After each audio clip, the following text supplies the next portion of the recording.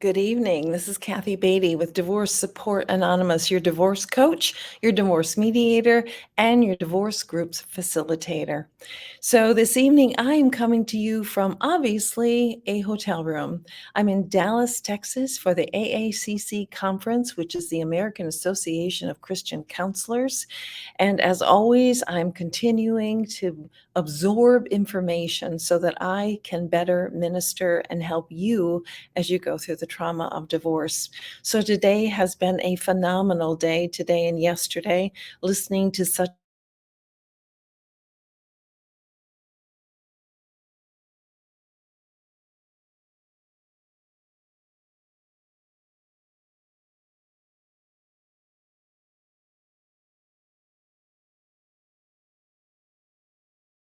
internet. There we go. Okay, I'm having a struggle here with the internet. So if I pop in and out, hope you'll just hang tight with me as we get through this topic. So I'm in Dallas, Texas. I'm really glad that you're here, and hopefully this will go smoothly and the information will get out because I do have some information to share. Something really that I have been wanting to do for a while, and talking about abuse changes everything. So I'm dealing in a lot of workshops this weekend on trauma, on abuse and neglect, and many different topics that are substantial that I hear about. And now I'm listening to other experts who are giving me information on how I can help you, because divorce changes everything. It changes the approach, it changes the way things are handled. So, as always, you can ask questions, make comments, text me. You've got my phone number there. And let's have a conversation on this very difficult but necessary topic. Many of us are in abuse relationships that don't realize until we are removed from them. And then we look back and say, wow, that was very abusive, the environment that I was living with. And I've worked with many women who come from abusive marriages, and I worked with many men who come from abusive marriages. Yes, it happens both ways. So I want to talk a little bit about tonight and how it changes everything and what you can do if you find yourself, you are in an abusive relationship. First of all, I want to talk about what are the types of abuse. We say abuse, and that word conjures up different ideas in your mind. Well, there are many examples and many ways in which people can be abused, and that would be the misuse or imbalance of power over another person. A relationship, a marriage is never meant, that's not what God intended a marriage to be. So when you have these situations, it is not only hurtful to you, it grieves the heart of God, because I know that He is against this type of abuse and imbalance of power relationships. A marriage in particular is meant to be a place of security and safety and trust. And when that is broken, it is very grievous to us and painful, and also, I believe, totally to the Lord God. So, what are the different types of abuse? Let's talk about those first. And perhaps you can identify or later as you this journey of divorce, you may identify ways in which you were in an abusive relationship. And this changes everything. It changes your divorce, it changes mediation, and we'll talk about that. There are different types of abuse. There is physical abuse, which may be the only thing that comes to mind when you think about abuse, but there's also emotional abuse, financial abuse, spiritual abuse. Now, what do those mean? Let's talk about them. Emotional abuse. That can be you're living in a relationship that is hypercritical, that is judgmental, that ignores your personal space, your personal respect and boundaries, invade your privacy, possessive or controlling, manipulative, dismiss or discard, or look at you and react to you in disdain. Those would be types of, and we could get into more specifics, but quite honestly, I could do hours just on this topic. But I want there just to be enough information here for you, perhaps to pique your interest, for you to study and research more, to learn about these. There is also spiritual abuse, and that is using scriptures to manipulate, control, and to shame you. And yes, I have seen circumstances of that, incidents of that. As you would imagine, doing this over the past 17 years, dealing with hundreds and hundreds of people, I've had experiences in seeing people in these situations. And it does happen, a spiritual abuse. And then there is a financial abuse where someone is controlling all of the money and not allowing the other spouse to have access. And this is an abuse, a type of abuse. There is not trust there. There is not two individuals in a mature relationship. There is a dictatorship or someone who is taking control wrongly over another person. So as we talk about abuse and we talk about going through divorce, there are a few things that I want you to know if you are in an abusive relationship and considering going through divorce. You may need guidance in doing this. The statistics are that women in abusive relationships are about 500 times more at risk and in danger when they actually leave the relationship. So someone who is manipulative and controlling is not going to be happy that you assert in your power over your own body and life to leave. This can be a very volatile time and can cause issues, putting women and yes, even men at risk when you are leaving a relationship. So I want to just throw in this verse here that I think is just so critical. The Lord examines the righteous. We are only righteous when we are in Christ. But the wicked, those who love violence, he hates with a passion. And this is a verse that just really displays one of the many verses that displays how God hates violence. He never intended, God is a God of love. He is love. He never intended for there to be violence. That's something that we introduced into the world by our disobedience with Adam and Eve. And in the garden, he never intended there to be a violence, and he truly does hate it. But if you are in an abusive relationship, there are a few categories that I want to talk about as you are considering divorce. If you are, perhaps you've left and you're considering reconciliation, coming from an abusive relationship, and this happens, there's typically not a clean cut.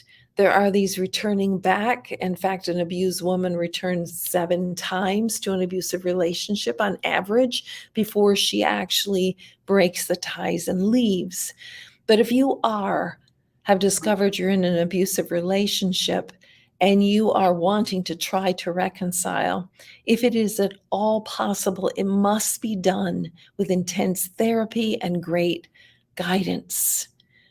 Because people can fool us, those who are abusers and manipulative can fool us and deceive us and put on all the show that they want to reconcile when really they are just selfishly not wanting you to go because it serves their needs best. So if you are in an abusive relationship and perhaps are attempting divorce and you decided you want to reconcile, please don't do it without therapy, individual therapist, for each party, not marriage counseling. Marriage counseling doesn't work in abusive relationships. But if you want to go to individual counseling and he or she wants to go to individual counseling and you give it some time, you are going to need some therapy, you are going to need some guidance to reconcile to someone if you're coming from an abusive relationships. And quite honestly, if you're going through reconciliation of any type, and attempting divorce or wanting to stop the divorce, you're going to need guidance through that. Because if you don't, you're just going to go back to the same issues that you left. So it's really necessary that you are considering, if you're considering reconciliation, that you do have someone who's going to guide you through it. So abuse changes the divorce process totally in many ways. For example, if you're wanting to go to mediation, you will go through a domestic violence screening to ensure that you can speak for yourself. Because if you're intimidated in a mediation, then you're going to give in and you're going to possibly give up way too much.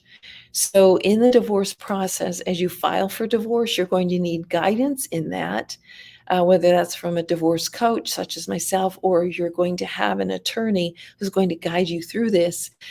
Because if you file for divorce, this can really create a lot of havoc to the one who is abusing you. So, you do want guidance in doing that and not to go through it on your own. So if you go into mediation, when you go into mediation, you're going to go through a domestic violence screening for one, and you may, if you are totally intimidated,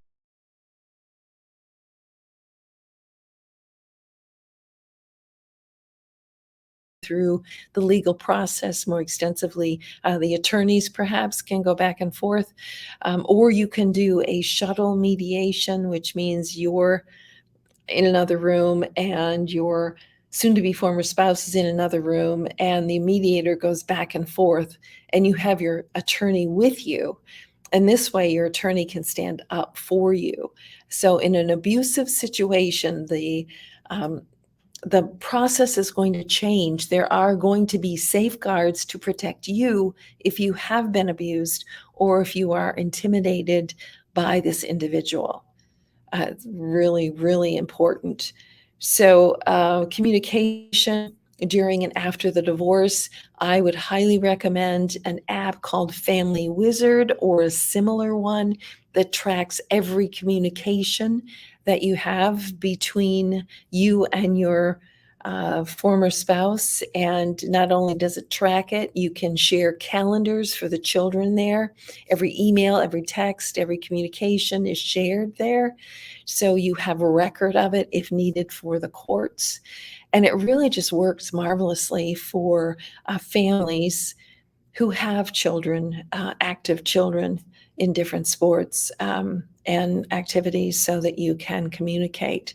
But particularly if you are coming from an abusive relationship, you're going to need those apps and those aids to document everything that's happening, for one, and secondly, to give you a cushion, a buffer there in your communication with your spouse. So another quick verse, which I dearly love, Romans 13:10. God states, the scriptures state, love does no wrong to others. So if someone's going to come back and say, oh, but I love you, and they've been abusive to you, that's not love. It's something else, but it's certainly not love. So, how are you keeping yourself safe and sane through this process if you're coming from an abusive relationship? First of all, you're going to need support and accountability. You're going to need those people who are around you supporting you giving you direction and guidance, but you're also going to need someone who you're accountable to, that you're going to answer to. The reason you do this is to keep you safe so that you not at a vulnerable, weak moment run back to the abuser. You're going to need that support. You're going to need that emotional support. I highly recommend, of course, a group support is so helpful for individuals. You need to hear other people speak your pain. It is so very healing. So get your support group, get your divorce coach, get your attorney, get your expert, your network of experts, and have that accountability person that you answer to. This is what I did. This is why I did it. It's so important because they are going to keep you safe and sane if they're good at what they do. You need that because, quite honestly, your thoughts and feelings as you're going through the trauma of divorce are not trustworthy. You need the voices, the good voices of other people coming to you and speaking into your life. You need to know your choices. You need to know that you have choices. Several times I have met with abused women who feel like they are totally stuck and they don't have choices. You always have choices. So you need to know, what are those choices. You are not stuck to go back to him or her for financial reasons or for emotional reasons or expectations of others' reasons. You need to know that you have choices here. This is going to truly empower you to let you see a horizon in front of you instead of a wall. So you need to know your choices. Also, you're going to need to take inventory of your assets and debts, all that you have. And if it's after the divorce, you need to have an inventory of all of your assets and debts so you can begin building your life. Particularly important, so you know your choices as far as finances as well, by seeing what it is you have.